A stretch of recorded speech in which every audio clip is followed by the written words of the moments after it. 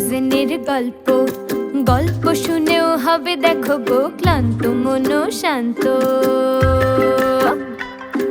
শোনো ফ্রোজেনের গল্প, সাসপেন্স থেকে থ্রিলার, অ্যাকশন থেকে horror. Suspense, thriller, action, horror. আর ভালোবাসা থেকে হিউমার হয়ে আছে সবই অল্প স্বল্প। শোনো ফ্রোজেনের গল্প। ফ্রোজেন অডিবল, খেয়াল রাখে তোমার মনের।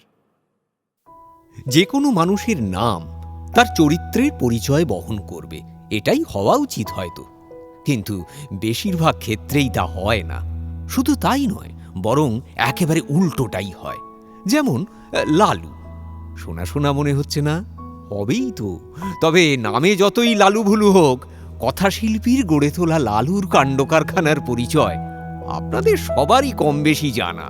তবে কথাশিল্পী শরৎচন্দ্র চট্টোপাধ্যায়কে শ্রদ্ধা জানিয়ে ফ্রোজেন অডিবলের আজকের নিবেদন লেখক রূপম চট্টোপাধ্যায়ের কলমে গল্প ভেলকি। তার ডাকনাম ছিল লালু। ভালো নাম অবশ্য একটা ছিলই, কিন্তু আজ আর মনে নেই। বহুকাল আগে একটা ছোট বাংলা স্কুলে আমরা একসঙ্গে পড়তাম। তারপর আমরা কলেজে উঠে গেলাম, আর লালু বললে সে ব্যবসা করবে। দেখতে দেখতে কয়েক দিনের মধ্যে সত্যিই সে নিজের ঠিকাদারি ব্যবসা শুরু করল। ছোট বয়স থেকেই তার মাথায় বিস্তর দুষ্টু বুদ্ধি খেলে বেড়াতো। জিমন্যাস্টিক করে তার শরীর হয়েছিল সবল, আর মনের মধ্যে ভয় বলে কোনো বস্তু ছিল না। উল্টে সুযোগ পেলে লোককে ভয় দেখানোতে তার জুড়ি মেলা ভার ছিল। সেই স্কুলে পড়তেই তার মায়ের গুরুদেব কিংবা মনোহর চাটুর্যের কি হাল সে করেছিল তা তো তোমাদের আগেই বলেছি।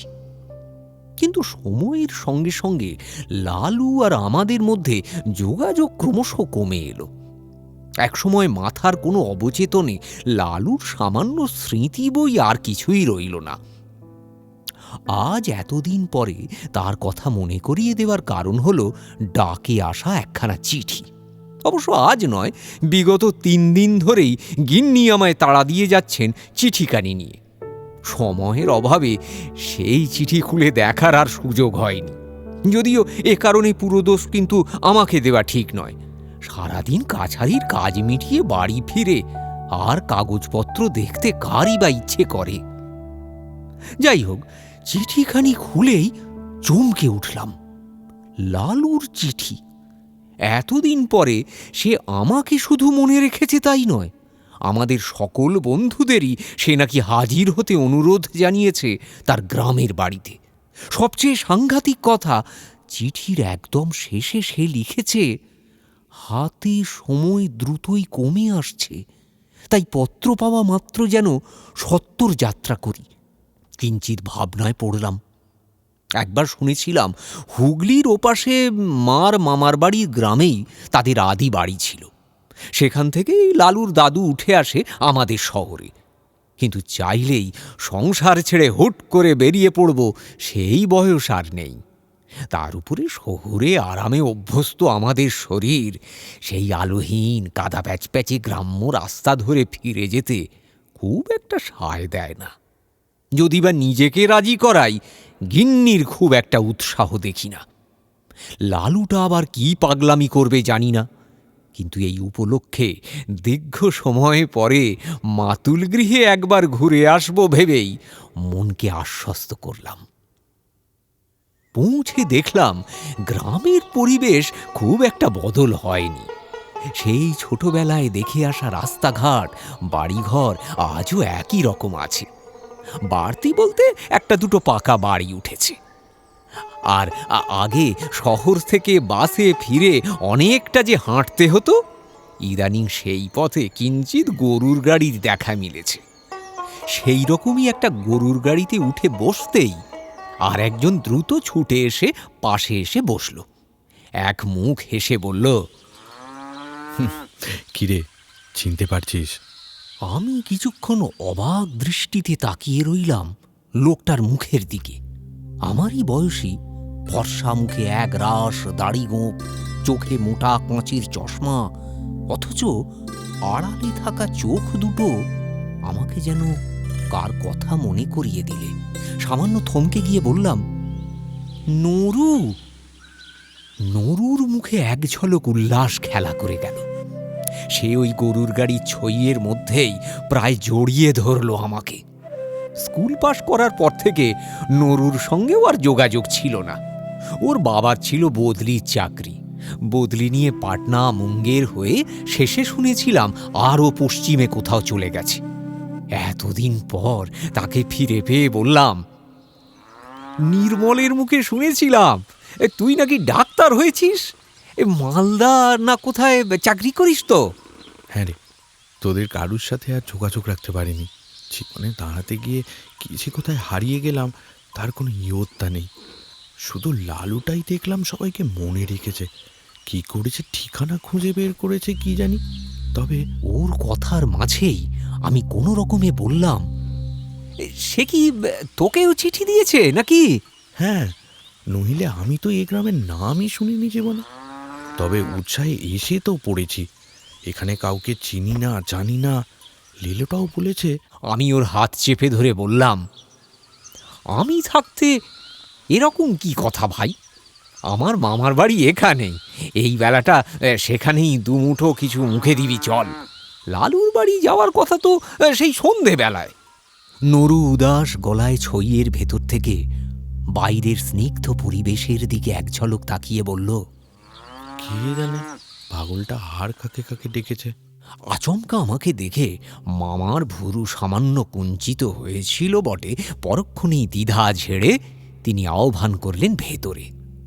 হাঁক ডাক করে গৃহিণীকে ব্যতিব্যস্ত করে তুললেন। ওগো শুনছো? কি গো, বাইরে বেরিয়ে এসে দেখো কারা এসেছে। পরক্ষণেই মামিমার দ্রুত পায়ে ছুটে আসা এবং অশ্রুসজল নয়নে আমাদের দুই বন্ধুর হাত ধরে ভেতরে টান দিতেই নরুর মনে সামান্যতম যে দ্বিধা ছিল তা মুছে গেল। আহার আনতে বিশ্রাম করতে করতে বললাম, এরকম জরুরি তলবের কারণ কিছু আন্দাজ করতে পারিস নরু? বাইরে টিপটিপ করে বৃষ্টি শুরু হয়েছিল। সেদিকে যে নরু আনমোনা গলায় বলল, না রে, তবে এসে অবধি একটা বড় ভালো লাগা কাজ করছে। আমাদের সেই ছোটবেলাকার কথা মনে পড়ছে। সেই সব দুষ্টুমি ভরা বিকেল, স্কুল মাস্টারদের বকুনি, বাপ জ্যাঠাদের ভালোবাসা, কিছুই তো আমরা নিয়ে যেতে পারিনি। সব আজও আমাদের সেই ছোট্ট শহরে পড়ে রয়েছে। নরুর কথা শুনে একটা দীর্ঘশ্বাস ফেললাম। যা যায় তা কি একেবারেই যায়, নাকি অল্প অল্প রয়ে যায় কোথাও ফিরে আসার লোভে? দেখতে দেখতে হুড়মুড়িয়ে বৃষ্টি শুরু হলো। জ্যৈষ্ঠীর মাঝ আকাশে ঘনিয়ে এলো কালো মেঘ। চড়াত চড়াত শব্দে বাজ পড়তে শুরু করলো। নরু গুটিসুটি মেরে শুয়ে পড়েছে। আমারও কিছু করার ছিল না, তাই একটা বালিশে হেলান দিয়ে চোখ বুজলাম। আর চোখ বুঝতেই স্মৃতি যেন আমায় টেনে নিয়ে গেল কোন সুদূর অতীতে, এক হেমন্তের বিকেলে। সেদিন স্কুল ছুটি ছিল। কোথা থেকে ফিরছিলাম আজ আর মনে নেই, তবে পড়ন্ত বেলার মিঠে রোদ মেখে বেশ আনন্দেই বাড়ি ফিরছিলাম। লালু কোত্থেকে এসে খপ করে আমার হাত ধরে বললে, বর্তন সাউয়ের বাড়ি যাবি? বরতন সাউয়ের আসল নাম অন্য কিছু, তবে শুনেছি বিভিন্ন শহরে নাকি তার বিশাল বাসন কোসনের দোকান আছে অনেকগুলো। এখানে অনেক দিন থাকলেও উচ্চারণে আজও পশ্চিমা টান। লোকটার সম্পর্কে কেউ কিন্তু ভালো বলে না। অবশ্য বলবেই বা কি করে? কারো সঙ্গে মেলামেশা নেই, পুজো পরবে দুয়ানা চাঁদা দেওয়ার বালাই নেই, কারো বিপদে এগিয়ে যাওয়া তো দূরে থাক, কাউকে ধার দিলে সুদ আদায় করে ব্যতিব্যস্ত করে তোলে যে মানুষ, তার সঙ্গে কারই বা ভাব থাকবে? আমি পিছু ফিরে বললাম, বয়ে গেছে আমার বরতন সাউয়ের বাড়ি যেতে। কিন্তু লালু যখন একবার ঠিক করেছে ওখানে যাবে, তখন ওখানে যাবেই। আর আমাকে যখন ধরেছে তখন আমাকেও সঙ্গে নিয়ে যাবে। অতএব বাধ্য হয়ে চলতে শুরু করলাম। বর্তন সাউয়ের বাড়ি আমাদের লোকালয়ে ছাড়িয়ে অন্য এক প্রান্তে, একটা পুকুরের পাড়ে মস্ত মস্ত তাল নারকেল বনের মাঝে। বাড়িটাও বিশাল। আমরা দৌড়ে গিয়ে অনেকক্ষণ হাঁক ডাক করার পর লঘু সতর্ক পায়ে সাউজি এসে দরজা খুলল। পুরোটা খুলল না যদিও, এক হাতে দেউড়ির পাল্লা ধরে রেখে কুতকুতে চোখে তাকিয়ে বলল, তোমরা কারা তোমরা? কি মতলব? একটু কথা ছিল, ভিতরে গিয়ে। না না না না। শটান হাঁকিয়ে দিলে সাউজি। তারপর কি যেন ভেবে বলল, ठीक है। असले बाड़ी तो कोई नहीं है ना। जब बोला तुम এখানেই বলো এখানেই বলো। কেউ নেই? কেউ নেই কেন? তারা তো সবাই গেছে আমাদের এক মামার। আরে অত খতেন তোমার কাজ কি চোকরা? যা বলতে এসেছো বলে ফেলো, তা বলে ফেলো দেখি। রঘু কাকা। কি হয়েছে রঘু বাবুর? উনি তো কলকাতা থেকে। আগে হ্যাঁ, সেখানেই আচমকা রাস্তা পার হওয়ার সময় হাসপাতালে যাওয়ার সময়টুকু দিলে না। হঠাৎ ডুকরে কেঁদে উঠল লালু। ওর কেঁদে ওঠা দেখে যেন আরো ঘাবড়ে গেল সাউজি। সে কি সর্বনাশ! তোমরা সত্যি বলছো তো? তাছাড়া আবার কি, আমাকে দেখতে পেয়ে থলেটা ধরিয়ে দিয়ে বলল, আমার শেষ কাজটা একটু করে দিবি বাবা? দেখলাম সেই ভাবলেশীন বনিয়ার মুখেও লালুর কথা শুনে কেমন একটা বিষণ্ণ ভাব ফুটে উঠল। তিনি থলেটা বুকের ওপরে চেপে ধরে বললেন, बड़ा ही भाला आदमी ছিলেন। দেখ, কাল একবার ওর বাড়ি যেতে হবে। কথাটা শুনে আমার খারাপ লাগলো। রঘু কাকার সঙ্গে সেরকম পরিচয় না থাকলেও মানুষটাকে তো দেখেছি বহুবার। একটা শ্বাস ফেলে লালুকে বললাম, আরে এই শ্মশানে যেতে হবে তো?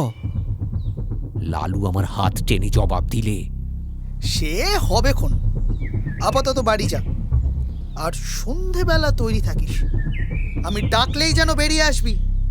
কথাটা বলেই কোথায় যেন হাওয়া হয়ে গেল সে।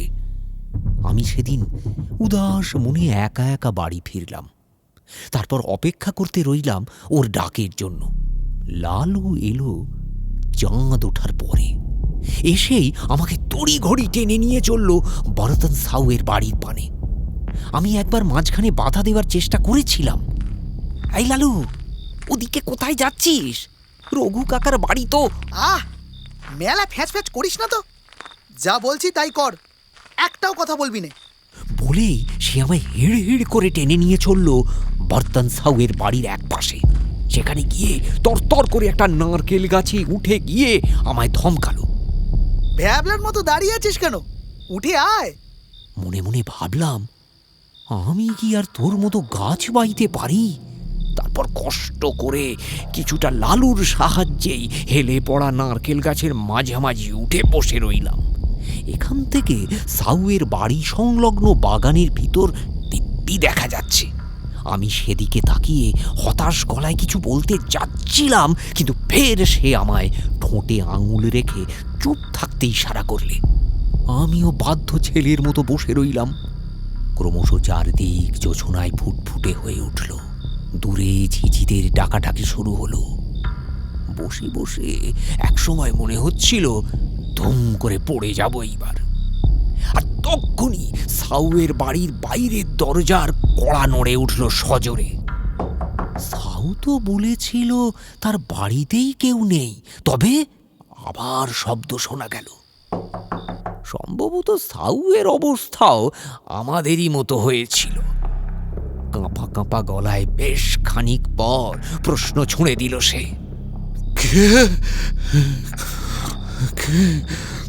আমি সাউজি, দরজা খুলুন। চমকে নারকেল গাছ থেকে পড়েই যেতাম সে ডাক শুনে। নেহাত লালু সামলে ধরল। সাউয়ের অবস্থাও যে আমারই মতো তার বুঝতে বাকি নেই, কারণ বাইরে থেকে যার গলার আওয়াজ ভেসে আসছে তিনি আজ বিকেলেই মারা গেছেন। রঘু কাকা। এবারে রঘু কাকার গলা আর এক পর্দা চড়ল। সাউজি দরজা খুলুন। আর সাউজি ততক্ষণে তিনি কাঁদতে শুরু করেছেন। রাম রাম রাম রাম।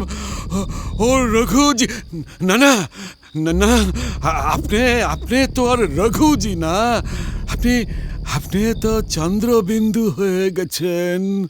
আমায় মাফ করেন, মাফ করেন। লিভার নিয়ে আমাকে আমাকে মাফ করেন রঘুজি। তার সেই আছাড়ি পিছাড়ি খেয়ে কান্নার দৃশ্য দেখে লালু দেখি ফিক ফিক করে হাসছে। ওর হাসি দেখে কেমন একটা সন্দেহ হলো। ভয় টয় উবে গিয়ে চাপা গলায় বললাম, এই লালু, সত্যি করে বলতো ব্যাপারটা কি? লালু তেমনি গাছের কাণ্ড ধরে হাসতে হাসতে বলল, আরে রঘু কাকা দলিল ভর্তি থলেটা দিয়ে বলেছিল সাউয়ের কাছে দিয়ে আসতে। তার নাকি কি একটা দরকারি কাজ পড়ে গেছে, সেটা সেরে বাড়ি ফিরতে তার সন্ধে হবে। তারপর তিনি সাউজির সঙ্গে দেখা করবেন। এদিকে আমি দলিল দিতে এসে শুনলাম লোকটা বাড়িতে একা। অনেক দিন ধরেই একটা রাগ পুষে রেখেছিলাম। ভাবলাম সুযোগ যখন পেয়েছি। আমিও হাসতে হাসতে বললাম, তুই না মহাবদ। লালুর সঙ্গে সেই অতীত অভিজ্ঞতার স্মৃতি সম্ভবত এত বছর পরেও আমার দুই ওষ্ঠে হাসির রেখা ফুটিয়ে তুলেছিল। নুরু দেখলাম গায়ে সামান্য ধাক্কা দিয়ে বলল, কি তখন থেকে হেঁটে চলেছিস একা একা? চোখ খুলে বললাম, পাগলাটার একটা কথা মনে পড়ে গেছিল রে। চল উঠি এবারে, বাইরে বৃষ্টি ধরেছে বলেই মনে হচ্ছে। লালু বেশ অবস্থাপন্ন পরিবারের ছেলে। এখানেও খোঁজ খবর নিয়ে যখন তাদের বাড়ি খুঁজে বার করলাম, দেখলাম সেটাও কম বড় নয়। সামনে অনেকটা ছড়ানো জমি, বিশাল বাগান, পার হয়ে একটা দোতলা বাড়ি। সেই বাগানে বড় বড় গাছেদের অভাব নেই। বৃষ্টির ছোঁয়া পেয়ে তার যেন আরো ঘন হয়েছে। বাইরের দরজা খোলাই ছিল, সেটা ঠেলে বাগান পেরিয়ে যতক্ষণে ঘরের মধ্যে পৌঁছলাম ততক্ষণে আকাশের আলো মরে গিয়েছে। মাঝে মাঝে সেই বিদ্যুতের চিড়িক চিড়িক ছাড়া পথ দেখার আর কোনো উপায় ছিল না। ইতিমধ্যে নির্মল আর নবাও এসে আমাদের সঙ্গে জুটেছে। সেই আধো আলোতেই এক প্রস্থ পুনর্মিলন অভিনীত হলো আমাদের মধ্যে। তারপর লালু লালু করে হাঁক পাড়তে পাড়তে আমরা ভেতরের দিকে এগিয়ে গেলাম। লালু লালু, লালু, এই লালু। লালুটা নিকাত ফাঁদ পেতেছে আমাদের ভয় দেখানোর জন্য। চাপা গলায় বললাম। নির্মল সায় দিয়ে বললে, ঠিক, ছোকরা চিরকালই এরকম, কিন্তু ডেকে এনে আমাদের ভয় দেখাবে আর আমরা ভয় পেয়ে যাব, এতই সহজ। আজকে আমরা ওকেই চমকে দেব বরং। হেসে উঠলাম আমি, হেসে উঠল সকলেই। তখন কি আর জানতাম অলক্ষ্যে একজন হেসে চলেছে? যে জানে একটু পরেই আমরা এমন কিছু দেখতে চলেছি যার স্মৃতি সারা জীবনেও আর ভুলতে পারবো না। দরজায় আলতো ধাক্কা দিতেই দুহাট করে খুলে গেল। ভেতরে বেশ ঘন অন্ধকার। নবা একবার সাবধানী গলায় ডেকে উঠল, লালু। কারো সাড়া নেই। আমরা সকলেই ভেতরে ঢুকে ঠায় দাঁড়িয়ে রইলাম কিছুক্ষণ, যাতে অন্ধকারে চোখ অভ্যস্ত হতে পারে। আমাদের কারোরই বিড়ি সিগারেটের নেশা নেই, ফলে দেশলাই আনার কথা মনেও ছিল না কারো। অন্ধকার একটু সয়ে এলে ঘরটা মোটামুটি ঠাওর করতে পারলাম। ছেলেবেলায় এই ঘরে এসেছি আমরা, তখন চারিদিকে অনেক জিনিসপত্র থাকতো। এখন যেন বেশ ফাঁকা। বাঁ পাশে সিঁড়ি, তা যেন উঠে গেছে আরো অন্ধকারের দিকে। সেদিকে তাকিয়ে থাকতে থাকতেই মনে হলো কেউ যেন ঠায় দাঁড়িয়ে আছে সিঁড়িতে। শরীরটা কেঁপে উঠেছিল সহসা আতঙ্কে। তারপরেই মনে হলো এ তো লালু। এই রকমই তো হওয়ার কথা ছিল। এভাবেই তো লালু আমাদের ভয় দেখাবে ভেবে রেখেছিলাম। তবে অতর্কিতে শব্দ করলে বা গায়ে একটা বেড়াল পড়লে আরও বেশি ভয় পেতাম আমরা। ততক্ষণে সকলেই ঠাহর করতে পেরেছে ওকে। কেউই হয়তো ভয় পায়নি, বা পেলেও আমার মতো গিলে নিয়েছে। লালু বোধহয় এতটা নির্ভীকতা আশা করেনি আমাদের থেকে। তবে ওর বোঝা উচিত ছিল আমরাও বড় হয়েছি, ছেলেবেলার মতো আর সহজেই কেঁপে উঠব না। একটা আলো জ্বালালো লালু। সিঁড়ির ধাপে একটা ক্ষয়ে আসা মোমবাতি।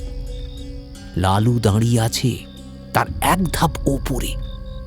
সেই আলোয় আমরা খুঁটিয়ে দেখলাম লালু যেন স্বাভাবিক নেই। তার সারা মুখ কেমন ফোলা ফোলা, বেশ কিছু কালশিটে। চমকে উঠে এগিয়ে যাচ্ছিলাম ওর দিকে। এ কি অবস্থা হয়েছে তোর? লালু হাত নেড়ে ইশারা করলো থেমে যেতে। মুখে বলল, এগোবি না কেউ, আমার আমার সময় কমে আসছে। বড্ড দেরি করে এলি তোরা। নির্মল কড়া গলায় বলল, কি যাতা বলছিস? কেউ মেরেছে তোকে? তার নামটা বল আমাদের। যদিও ভালোই জানি ওকে মেরে কেউ পার পাবে না। সময়। বিষণ্ণ হেসে জবাব দিলে সে। সময় মেরেছে আমাকে। বড্ড একা হয়ে গেছি ভাই। সময় আমাকে বড্ড একা করে দিয়েছে। সত্যি এবারে লালুর চোখ জলে ভরে উঠল। ধরা গলায় সে বলল, তোরা তো সবাই এগিয়ে গেলি জীবনে, বড় মানুষ হলি, আর আমরা আমাদের দেশ, নরু ডাক্তার হয়েছে, অথচ আমাদের দেশের কত মানুষ চিকিৎসার অভাবে মারা যাচ্ছে। নির্মল শুনলাম সরকারের মস্ত অফিসার হয়েছে, অথচ আজও কত মানুষ পেট ভরে খেতে পায় না। লালু যে আমাদের ভয় দেখাবে তা আমরা জানতাম, কিন্তু এরকম নগ্ন বাস্তবের সামনে এনে ফেলবে তা ধারণা করতে পারিনি। কারুর মুখেই কোনো কথা জোগালো না। দু একজন মাথা নিচু করে দাঁড়িয়ে রইলাম। সত্যিই তো, আমরা নিজেদের সুখ সুবিধা দেখতে এগিয়ে গেছি। পেছনে পড়ে থাকা মানুষদের কথা কেন আর ভাবি? মোমবাতির আলো নিভে আসছিল। তা দেখে লালু বলে উঠল, সে সে আসছে। তার তার পায়ের শব্দ আমি আমি শুনতে পাচ্ছি। ওই ওই ওই ওই দরজার দিকে আঙুল তুলে দেখালো লালু। আমরা সেদিকে তাকাতেই ঝপ করে নিভে গেল আলোটা। আবার অন্ধকার নেমে এলো ঘরে। নরুর তীক্ষ্ণ গলা শোনা গেল একবার, লালু দেশলাই জাল। এবার লালুর নিষেধ না শুনে ছুটে গেলাম সিঁড়ির দিকে। কিন্তু কোথায় লালু? এক মুহূর্তে সে যেন হাওয়ায় মিশে গেছে। হাতড়ে হাতড়ে দেশলাইটা ঠাহর করলাম। তারপর একটা কাঠি বের করে জ্বালিয়ে চিৎকার করলাম, লালু! নির্মল ওই আলোতেই ঘরের কোণে রাখা একটা হ্যারিকেন দেখতে পেয়েছিল। তাড়াতাড়ি সেটা জেলে আলো উস্কে ধরল। আমরা সকলেই সকলের মুখের দিকে অবাক হয়ে চেয়ে রইলাম। সবাই ঠিকঠাক আছি ঘরের মধ্যে, শুধু লালুই নেই। নরুই প্রথম বলে উঠল, দরজাটা বন্ধ কর যাতে পালাতে না পারে। নির্মল দরজাটা ভেতর থেকে বন্ধ করে ধরল। ততক্ষণে নবা আরো 4টে মোমবাতি খুঁজে বের করেছে। সেগুলো নিয়ে আমরা সারাটা ঘর তন্ন তন্ন করে খুঁজতে লাগলাম। অনেকক্ষণ খোঁজার পর হয়রান হয়ে আবার সেই ঘরের মেঝেতেই বসে পড়লাম আমরা। লালু কোথাও নেই, সত্যিই নেই। সিঁড়ি বেয়ে দোতলা ঘুরে এলাম আমরা, সব ঘরই তালা বন্ধ। লালু নিশ্চয়ই কোনো ঘরে ঢুকে তালা লাগাতে পারবে না। তাছাড়া সিঁড়ি বেয়ে উপরে ছুটে গেলে শব্দ হতো। তাও তো হয়নি। বেমালুম গায়েব হয়ে গেল ছেলেটা। নির্মল দরজা খুলে দিয়ে বলল, ব্যাপারটা কি বলতো? ছেলেটা চোখের সামনে উধাও হয়ে গেল। সবাই আমরা তখন চুপ করে বসে ভাবছি কি হলো কাণ্ডখানা। এমন সময় ধপ করে হ্যারিকেনটা নিভে গেল। অন্ধকার আবার জাঁকিয়ে বসার আগেই মনে হলো আরো একজন আমাদের মধ্যে এসে বসল। টের পেলাম, মনে হওয়া নয়, সে সত্যিই এসে বসল। লালু। দোরের কাছে একটা মোমবাতি রেখেছিল নবা। সেই আলোয় আবার দেখলাম লালুর সেই করুণ মুখ, তাতে যেন সারা পৃথিবীর যন্ত্রণা। আমার কাঁধে একটা হাত রাখল সে, বরফ শীতল সেই হাত। আমি আর সহ্য করতে পারলাম না, চিৎকার করে বলে উঠলাম, বাঁচাও বাঁচাও বাঁচাও বাঁচাও। তারপর আর মনে নেই। জ্ঞান ফিরতেই দেখি ঘরে অনেকগুলো আলো জ্বলছে। বন্ধুরা কেউ চোখে মুখে জল ছিটাচ্ছে, কেউ পা ধরে টানাটানি করছে। লালুটা বসেছিল ঘরের কোণে, হাতের কাপড় দিয়ে মুখের এক পাশটা ঘষতে ঘষতে বলল, তুই আজও একই রকম ভীতু রয়ে গেলি। বাকিরা খ্যাক খ্যাক করে হাসছিল। তা দেখে বেজায় রাগ হয়ে গেল আমার। বললাম, ডেকে এনে সব কি বল দেখিনি। আর তোরা সব জানতিস না? লালু নরম গলায় বলল, আহা, রাগ করিস কেন? পরশুদিন ম্যাজিস্ট্রেট সাহেব আসছেন এই গায়ে। শুনেছি সাহেব নাকি ভেলকি দেখতে খুব ভালোবাসেন। ভাবলাম ভেলকি দেখে খুশি হলে হয়তো একটা পাকা সড়কই বানিয়ে দেবেন এই গ্রামের জন্য। তাই তো কদিন ধরে মকশো করছিলাম। নবা আর নির্মল 1 সপ্তাহ ধরে এখানেই আছে। নবাই বলল, সাহেবকে দেখানোর আগে বুদ্ধিমান কাউকে দেখিয়ে নে, নইলে ধরা পড়লে অপমানের একশা হবি। তা আমাদের আর অত বুদ্ধি কোথায় বল? ভাবলাম তুই কাছারিতে কাজ করিস, হয়তো তুই তাকে জানতো বাবু, তোর এমন ভূতের ভয়। বাকিরা ততক্ষণে হেসে গড়াগড়ি দিতে শুরু করেছে। আমি এবার কি করি? যোগ দিলাম ওদের সঙ্গে। যা ভেলকি দেখিয়েছে লালু, তাতে না হেসে পারা যায়?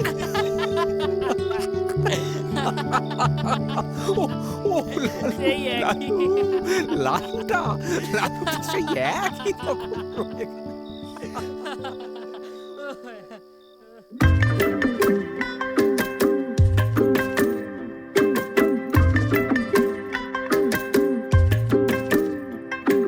শোনো ফ্রোজেনের গল্প, গল্প শুনেও হবে দেখো গো ক্লান্ত মন শান্ত। শোনো ফ্রোজেনের গল্প, সাসপেন্স থেকে থ্রিলার, অ্যাকশন থেকে horror. Suspense, thriller, action, horror. আর ভালোবাসা থেকে হিউমার হয়ে আছে সবই অল্প স্বল্প। শোনো ফ্রোজেনের গল্প। ফ্রোজেন অডিবল, খেয়াল রাখে তোমার মনের।